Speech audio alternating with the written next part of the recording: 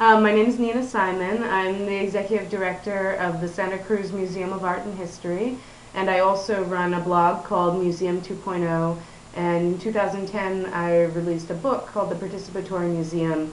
My work interest is really in how we can make museums very active community places where people are invited not just to look and learn, but really to make and share as well. And also to be places that really bring people together across the community, across our differences. And those are some of the things we're trying to do here in Santa Cruz. Well, I think that at least what we're seeing in America is that there's a huge shift in the research in terms of how people want to engage with creativity and with culture. That there's a lot of data that shows that attendance to traditional arts organizations, museum, ballet, opera, all these things are going down. And at the same time, people are more involved in doing artistic activities, but they are doing them on their own. You know, they're forming their own band, they're learning how to do things on their own, they're participating in this DIY culture where they are making things on their own. And so I feel like, at least in America, there's a real problem where museums potentially could be less relevant to people because they are seen as these very formal, stuffy institutions for somebody older, for somebody with a PhD, whatever it might be, and not for you. And so I believe that the way for us to really ensure a strong future for museums is for us to embrace the participatory culture that is outside our doors and bring it inside our doors. And so that we can say to people, come to the museum and explore the way that you want to make art, or come to the museum and explore these cultural issues that help us understand history or science. And I think what we've found here in Santa Cruz is that when we open up who the museum can be for and how people can engage, it means many, many more people from different walks of life are getting involved, and they're making us a stronger future, both in terms of attendance but also financially as well. I think that online engagement is different for every institution, and at least for us, we're a small local museum, so we don't have, you know, a world-class collection where you see some of these big museums who are spending a lot of time with online creating engagement around their collection because they want to get that information and those objects out there. For us, it's more about how do we use our experience online to connect with people and to help them have great experiences here and celebrate the experiences they have with culture. So I think that every museum has to do it differently depending on what their orientation is, but definitely the online space can be a space to be more experimental, to be more social and informal, and to start to open up new ways of engaging that might be more nimble, more flexible than what we're doing in our museums.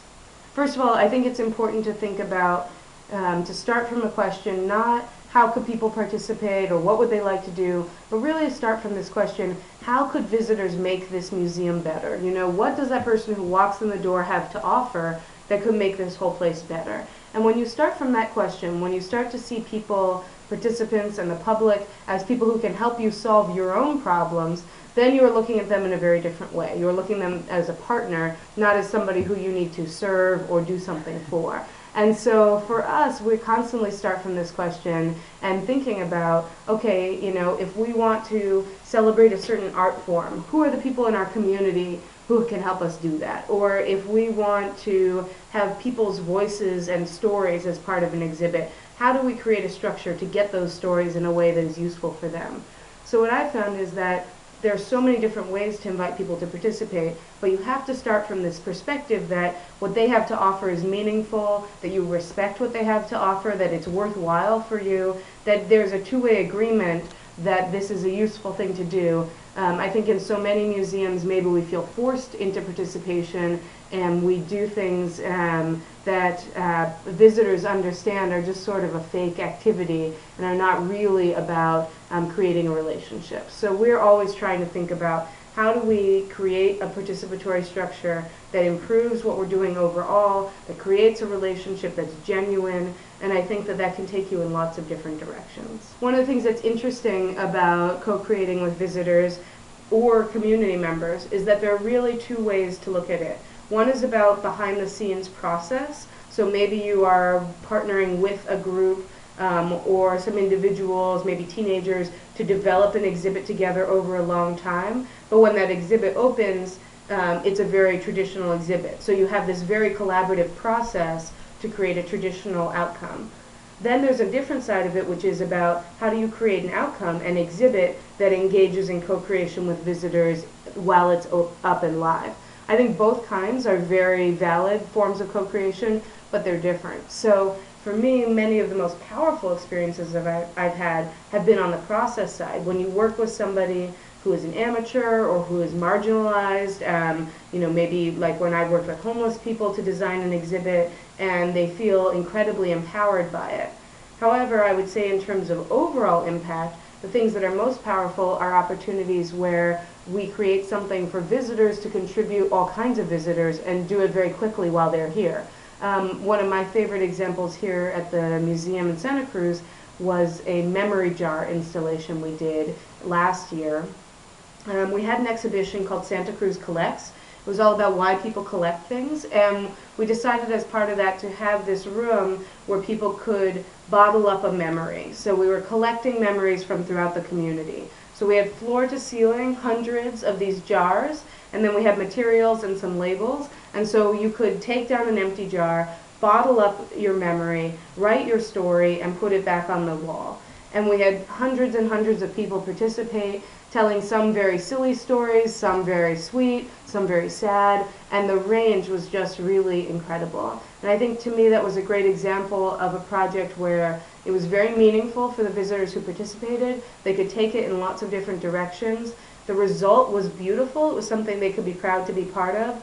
And the diversity of the stories was something we could never have designed on our own without them. And so you have all those connections about having something that is well structured, there's meaningful participation, and there's a sense of a building relationship that really makes the whole museum better.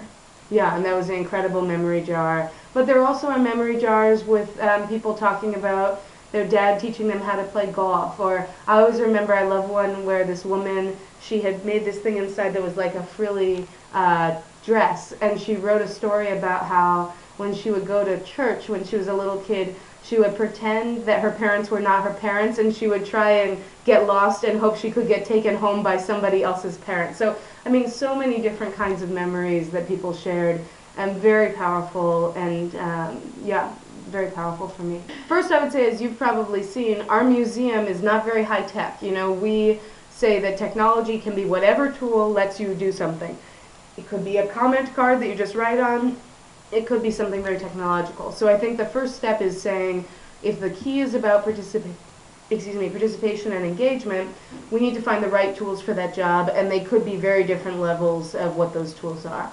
You know, it's funny because my husband's in high tech and startups, and you know, when we talk about things like business models, startups have a crazy business model. Their business model is, here's my idea, give me millions of dollars to see if I can make it happen. You know, and we don't have that kind of business model, but in some ways ours is just as risky. So it's not like they have some solid business model that we can adopt. But I think what they do have is a sense that if we pursue our passions with real engagement, that there are people who are willing to invest in that and support that and make it happen. And frankly, one of the things that has really made this museum more financially successful is taking that kind of approach with our donors. So I will go to people and I'll say, here's the dream for where we're going to take this museum. You know, we have the skills and we have the team to do it. You have the money. Let's put this together and let's make this dream happen. And in that way, I spend a lot of time with my friends in the startup world learning about how they do their pitches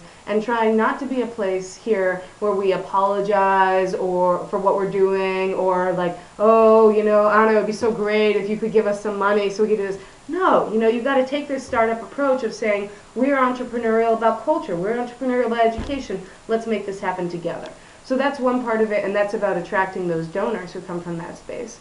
I see a lot of museums and other organizations that are working with entrepreneurs and technologists around things like hackathons, you know, projects like Code for America or Games for Change. You know, a lot of people in the technology business want to do good, but they don't want to come and volunteer at your desk. They want to help you in a way that works for them. One simple example here, when you go up the stairs from the lobby to the second floor, there are these sounds on the stairs as you go up that are triggered. And that was designed by a local engineer who I met. I went to a meetup, a new technology meetup, and I presented about the museum and about some of the ideas we had, and I said, we want your help, we want your ideas, we want to create projects with you.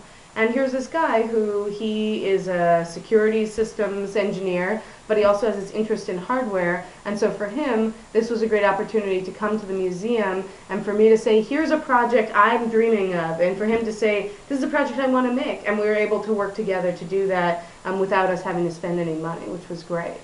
I would also say that one of the things that we've been exploring here is using technology for transparency. So I think probably one of the things you've seen about our staffing here is that we're very much about participation, but we're also very much about openness, and that everybody on the team can be a contributor, and that we're constantly trying to figure out new ways for us to share with each other. And so we're really interested in collaboration tools, especially tools that allow us to work with people who are maybe only here a couple days a week.